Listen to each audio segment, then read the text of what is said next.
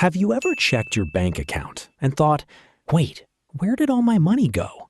You look at your balance. You remember buying coffee, ordering food, getting a few things online, maybe a subscription, maybe that one thing you told yourself you deserved. Nothing felt expensive. Nothing felt like a huge purchase. And yet somehow, hundreds of dollars are gone. And here's the uncomfortable question. If someone asked you, did you spend $1,000 this month? You might honestly say no, but your bank account might disagree. Because here's something strange about money. You can spend $1,000 without ever feeling like you spent $1,000. And once you understand why, you might start seeing every purchase differently. Let's try something. Imagine someone hands you $1,000 in cash right now. No conditions. It's yours. You'd probably feel pretty good. Now imagine I tell you, spend all of it today. Suddenly, that feels painful. You can almost feel the money leaving your hands. Maybe you'd hesitate before spending $200. You'd probably think carefully about $500. And spending the entire $1,000? That would hurt. But here's where things get interesting. What if I changed the way you spent it? Instead of $1,000 purchase, you spent $5 here, $12 there, $30 tomorrow, $80 next week, $9.99 for a subscription, $40 for dinner, $100 because there was a sale, and another $70 because, well, you were already spending money anyway. Would it feel like you spent $1,000? Probably not. And that's the strange part, because mathematically, nothing changed.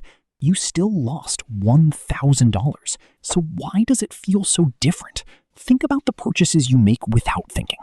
Your morning coffee, a food delivery fee, a little upgrade, a subscription you barely use, a ride instead of walking, a snack because you're hungry, a sale because I'm saving money. And here's the weirdest one. Sometimes we spend more money because something is cheaper. You see 50% off, and your brain doesn't immediately think, I'm about to lose $50. It thinks, I'm saving $50. But you weren't going to spend the original $100. You were going to spend $0. So technically, you didn't save $50. You spent $50. And yet somehow it feels like a win. Why? Don't worry, we'll get there. But first, notice something. Almost every example we've talked about has one thing in common. You don't really feel the money leaving. Think about paying $1,000 in cash. You physically hand over the money. You watch the stack get smaller. It's visible. It's tangible. It's painful. Now compare that with tap, your phone, approved. Done. No physical money disappeared. Nothing dramatic happened. You just tapped a screen. And that's important because the easier it becomes to separate the act of spending from the feeling of losing, the less emotionally noticeable the transaction can become. But don't mistake this for simply saying cards are bad. They're not. Digital payments are convenient. They're necessary. The interesting question is something else. What happens when money becomes almost invisible? Because invisible money is surprisingly easy to spend. Now, let's make it even more interesting. Imagine you want something that costs $1,000. You see $1,000 and immediately think, nope, too expensive. But now imagine the same thing says only $83 per month. Suddenly, you pause. Maybe you think, I could afford that. And technically, you might be right. But notice what just happened. The product didn't become cheaper. Your brain simply stopped looking at the $1,000 and started looking at $83. And $83 doesn't feel like $1,000. That's the trick. Not necessarily a scam, not necessarily manipulation, just a completely different psychological frame. And this happens everywhere. Subscriptions, installments, financing, buy now, pay later, even tiny recurring expenses. They turn one giant number into a series of small decisions. And small decisions are much easier to say yes to. Now, imagine you have 10 different things costing $10 each. Individually, nothing. You probably wouldn't lose sleep over a $10 purchase, but 10 of them? $100. Do it repeatedly, and suddenly you're looking at hundreds, then thousands. And here's the uncomfortable part. You probably don't remember most of those purchases. You remember the big ones, the laptop, the phone, the vacation, the expensive dinner. But you don't remember the tiny purchases that quietly followed you around for months. That's how money can disappear without ever creating a dramatic moment. There is no single event where you think, I just destroyed my budget. Instead, there are dozens of tiny moments where you think, it's only $10. And that's when the question becomes really interesting. Because we don't experience money as a single giant number. We give it meanings. We separate it mentally. We treat different money differently. A salary feels different from a bonus. A bonus feels different from a gift. A tax refund can feel like extra money.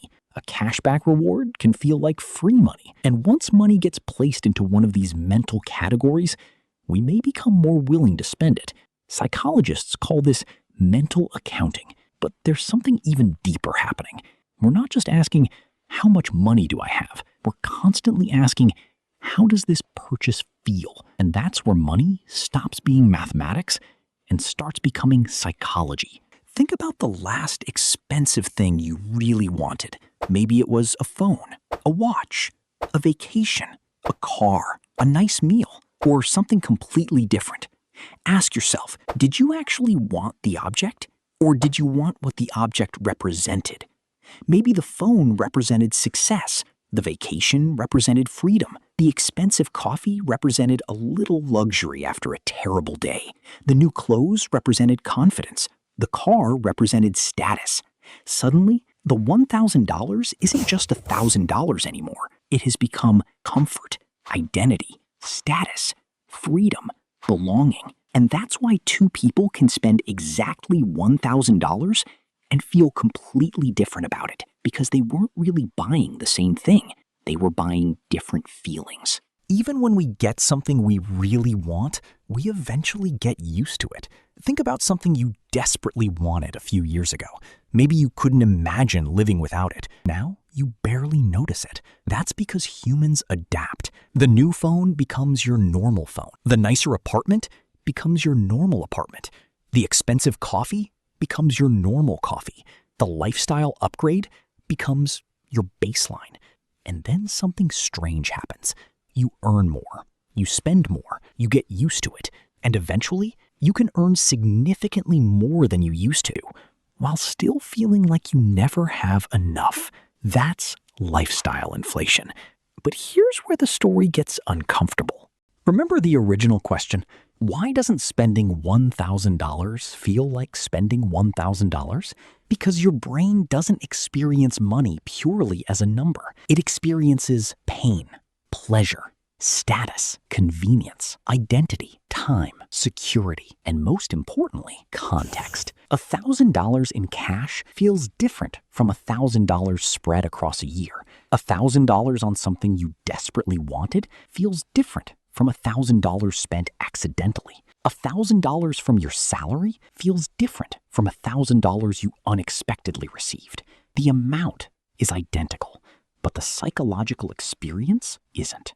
And that's why the most dangerous spending question isn't, can I afford this? Because sometimes you can. The better question is, what am I actually paying for? Are you buying the thing or the feeling? Are you buying convenience, status, escape, validation?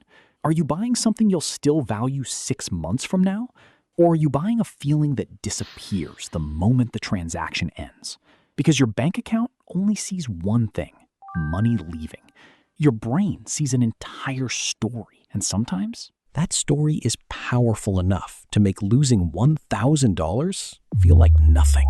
So the next time you tap your card, click Buy Now, or tell yourself it's only $10. Stop for a second, because $10 doesn't feel like much, but neither does 20 or 50 or 100 until one day you open your banking app and wonder, where did it all go? Maybe money doesn't disappear. Maybe we just get very good at not feeling it leave. You enjoy exploring the hidden psychology behind everyday human behavior? Subscribe. Because the next mystery might be about something you've experienced yourself without ever realizing why.